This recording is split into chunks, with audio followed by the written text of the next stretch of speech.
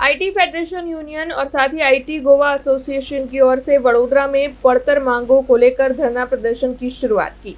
Income tax federation union और IT Goa association की ओर से संयुक्त एक्शन काउंसिल के तहत पूरे देश में प्रतीकात्मक धरना का आयोजन किया गया है। इस आंदोलन के तहत 8वें पगार पंच की रचना, भर्ती के नए नियमों का अमलीकरण और साथ ही अन्य कई समस्याओं को साझा किया जा रहा है। तब इनकम टैक्स अधिकारी और कर्मचारी काफी लंबे वक्त से अपनी पड़तर मांगों को साझा कर रहे हैं और उसे लेकर सरकार के खिलाफ अब उनकी ओर से मोर्चा खोल दिया गया है। तब आज गुजरात सर्कल के ज्वाइंट सेक्रेटरी जनक जोशी भी वहां पर मौजूद रहे थे और उनकी ओर से आयकर भवन के बाहर बैठकर नारेबाजी करते हुए, नारे लगाते हुए, सूत्रोच्चार करते हुए अपनी पड़तर मांगों को साझा करते हुए धरना प्रदर्शन की शुरुआत कर दी गई है। इसी के साथ अगर आने वाले वक्त में उनकी मांगों का स्वीकार नहीं हुआ तो फिर इस आंदोलन को और ज्यादा उग्र बनाने की धमकी भी उनकी ओर से दी गई है। तब ये जो आंदोलन है वो केवल गुजरात में ही सीमित नहीं है, बल्कि पूरे देश में आईटी विभाग के कर्मचारियों की ओर से इस तरीके से विरोध प्रदर्शित किया जा रहा है। एक्चुअली काफ़ी टाइम से हमारा बोर्ड के सामने बहुत सारी जो एम्प्लॉय से रिलेटेड इशू हैं वो पेंडिंग है, जिसमें से कई बार फॉलोअप करने के बाद भी उसमें से कोई प्रोग्रेस हुआ नहीं।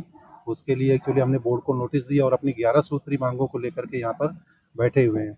मुख्य तो उसमें से हमारा पे कमीशन है जो डिले हो रहा है, और दूसरे एम्प्लॉयज़ के जो करियर प्रोग्रेशन के लिए, इंफ्रास्ट्रक्चर्स के लिए है, और हमारे जो इंटरनल डिपार्टमेंटल इशू है उसको लेकर के हम लोग यहाँ पे धरने पे बैठे हुए हैं। उसमें से हमारे दोनों एसोसिएशन है, इनकम टैक्स एम्प्लॉयज़ फेडरेशन और income tax gazetted officer association, दोनों की जो संयुक्त मांगे हैं उनको लेकर के हम लोग यहाँ पे आज धरना कर रहे हैं यहाँ पे।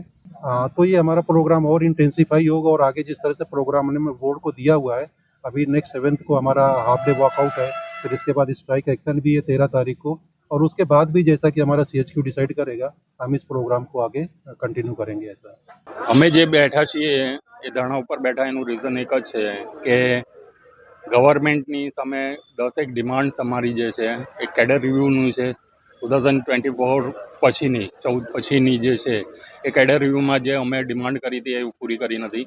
8 પે કમિશન તો છે જ ઓલરેડી એની અંદર, એના સિવાય રૂલ્સ અમારા રિક્રુટમેન્ટ રૂલ્સ ને એ જે છે એ હજુ સુધી સિનિયર ટીએ અને OS ને એના જે છે ગ્રુપ સીના એ હજુ એ ગવર્મેન્ટે પૂરા કર્યા નથી, અને અમારી જે ડિમાન્ડ્સ છે હજુ સુધી પૂરી થઈ નથી। એટલે આગળ બી અમે ઘણી બધી ડિમાન્ડ્સ એ કરેલી હતી, એની અંદર એક બી પૂરી કરી નથી।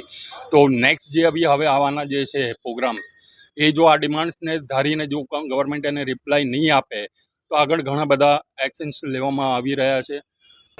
રીઝન કાંઈ ખબર નથી, ગવર્મેન્ટ શું કરવા માગે છે એ ખબર નથી। ડિપાર્ટમેન્ટને જે નાના કર્મચારીઓની જે ડિમાન્ડો છે પૂરી કરવા માગતા નથી એવું લાગી રહ્યું છે।